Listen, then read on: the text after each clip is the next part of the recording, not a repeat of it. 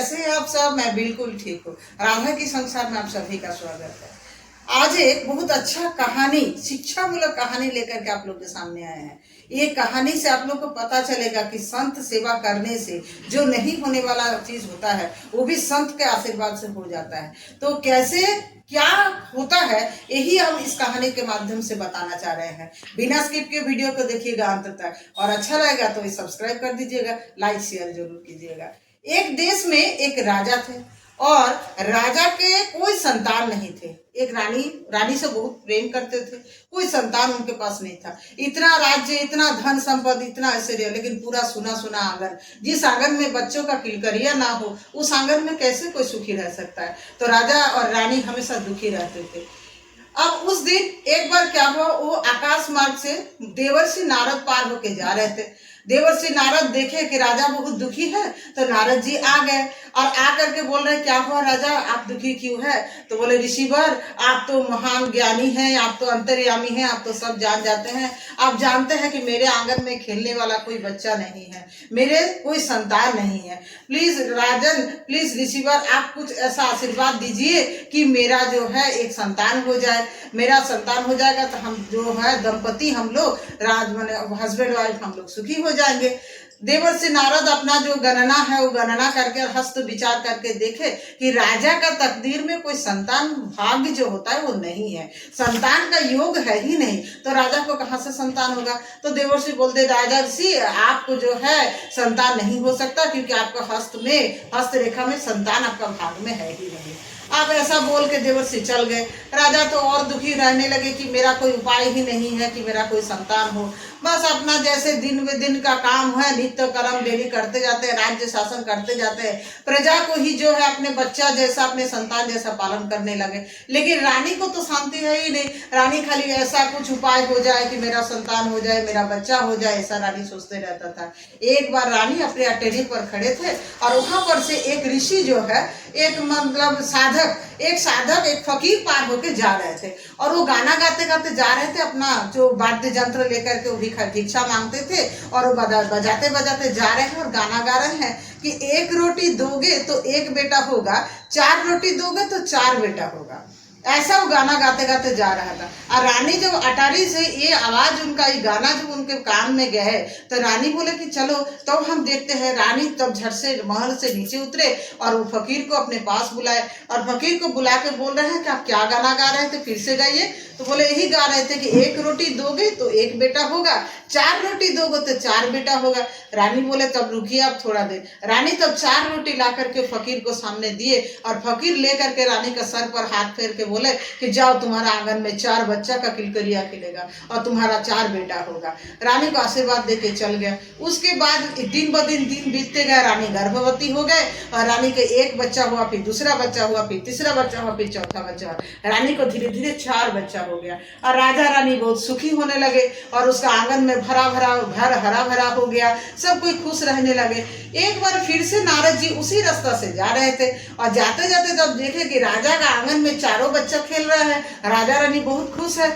देवर्षि तो मतलब आश्चर्य में पड़ गया कि इसका भाग्य का विचार करके हम देखे थे कि इसका भाग्य में तो बच्चा था ही नहीं, तो फिर इसका भाग्य में बच्चा कहाँ से आ गया। ये सोचते सोचते देवर्षि नारद जो है नीचे उतरे, आ करके राजा से मिले। बोले किसका घर का बच्चा है, किसी को दत्तक लिए हैं क्या, किसी को गोद लिए हैं, कहाँ से बच्चा आया? तो राजा रानी बोले नहीं, मेरा खुद का बच्चा है, मेरा बच्चा हुआ। आप तो बोल के गए थे देवर्षि जी, लेकिन देखिए मेरा 4 बेटा मुझे मिला, मेरा बच्चा भगवान का कृपा हुआ। देवर्षि नारद बोल रहे भाई ऐसे कैसे हो सकता है, हम इसका भाग्य का विचार करके देखें, ऐसा तो नहीं हो सकता। अब देवर्षि बहुत मतलब आश्चर्य में पड़ गए और सीधा पहुंच गए वैकुंठ और जा करके प्रभु के पास जाके बोले प्रभु आप बोलिए ऐसा कैसे होगा। हम उसका विचार करके देखे, विधाता का लेख पढ़ के देखे कि उसका भाग में कोई बच्चा था ही नहीं, तो उसको 4 बेटा कहाँ से हो गया। तब राजा नारद जी बोल रहे, माने भगवान जी बोल रहे हैं कि देखो नारद, एक ऋषि ने उनको, एक फकीर ने उनको आशीर्वाद दिया और जिस वजह से उनको जो है 4 बेटा हुआ। तो बोले ऐसा कैसे? तो तब दिखा दिया कि वो फकीर, प्रभु तो वहीं से सब दिखा सकते हैं, प्रभु अंतर्दृष्टि से नारद जी को दिखा दिए कि देखो ये वाला फकीर आशीर्वाद दिया था और इसके वजह से हुआ। बोले ऐसा कैसे? हम जिसको बोल दिए कि नहीं होगा, विधाता लिख दिए कि उसका भाग्य में संतान नहीं है, फिर भी कैसे हो गया?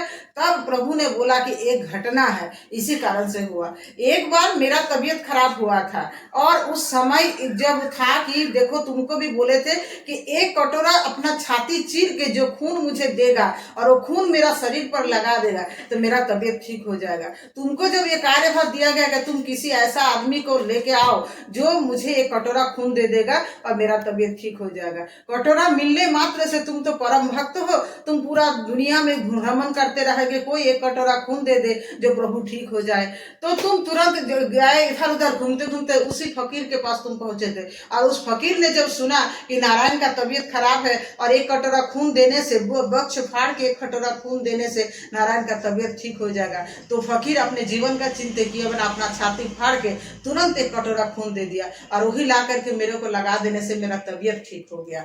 तो अब जब ये बात आया कि फकीर ने किसी को आशीर्वाद दिया कि तुम मुझे 4 रोटी दोगे तो तुम्हारा 4 बेटा होगा, तो उसका आशीर्वाद को, उसका वचन को हमको माने सिद्ध करना था, उसका वचन को हमको प्रूव करके दिखाना था कि वो जो बोलेगा वही सत्य। क्योंकि एक दिन वो मेरे को ऐसे बिना, उसका भक्ति का इतना प्रभाव था, उसका तपस्या का, उसका सिद्धि का इतना प्रभाव था, इसको बात को हमको सच करके दिखाना था।